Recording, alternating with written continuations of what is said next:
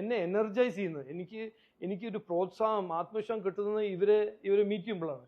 ഞാൻ എൻ്റെ നോമിനേഷൻ കൊടുക്കാൻ പോകുന്ന ആ ദിവസം എൻ്റെ ഒപ്പം മധ്യപ്രദേശിൻ്റെ ചീഫ് മിനിസ്റ്റർ ഉണ്ടായിരുന്നു, അപ്പോൾ രാജസ്ഥാൻ ചീഫ് മിനിസ്റ്റർ. ഞാൻ അവിടെ കയറുമ്പോൾ 3 യുവാക്കൾ വന്നിട്ട് എനിക്ക് കാശ് തരാണ്.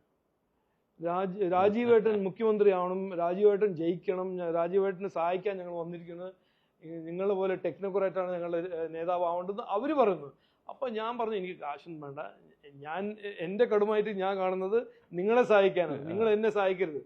പക്ഷെ ഒരു യൂത്തിൽ ഒരു വലിയ മൂവ്മെന്റ് ആണ് ഞങ്ങളുടെ മാറ്റം കേരളത്തിൽ വരുന്നു. ഈ കുട്ടികൾക്ക് അവർ തീരുമാനിച്ചു കഴിഞ്ഞു ഇങ്ങനത്തെ ഒരു ഭാവിയല്ല ഞങ്ങൾ വേണ്ടത്. സമരം ചെയ്ത് എല്ലാം സമരം ചെയ്ത് മാത്രം, പിന്നെ കോളേജസ് അൺസേഫ് ആവുന്നു, അവിടെ മദ്യവും ലഹരിയും വയലൻസ് ആണ് കിട്ടുന്നത്, ഒരു മോഡേൺ ലാബ് കിട്ടുന്നില്ല, പഠിക്കാനും സാധിക്കുന്നില്ല, തൊഴിലും കിട്ടുന്നില്ല, അങ്ങനെ ഒരു അവസ്ഥയാണ്. അപ്പോൾ കുട്ടികൾ, ഞാൻ 24 മുതൽ ഇന്ന് വരെ ഒരു മിനിമം 2000 റെക്കമെൻഡേഷൻ ലെറ്റർ സൈൻ ചെയ്ത വ്യക്തിയാണ്. അമ്മമാര് കുട്ടികളെ പുറത്ത് പോയി അഡ്മിഷൻ ചോദിക്കുന്ന റെഫറൻസ് ലെറ്റേഴ്സ്, ബാംഗ്ലൂര്, ഹൈദരാബാദ്, ഡൽഹി, നോയിഡ.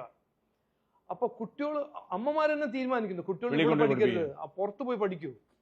പണ്ട് കാലത്ത് തൊഴിലവസരങ്ങൾ നോക്കാനാണ് കുട്ടികൾ പുറത്തു പോയത്, ഇന്നിപ്പോ പഠിക്കാനും പുറത്തു പോകുന്നു.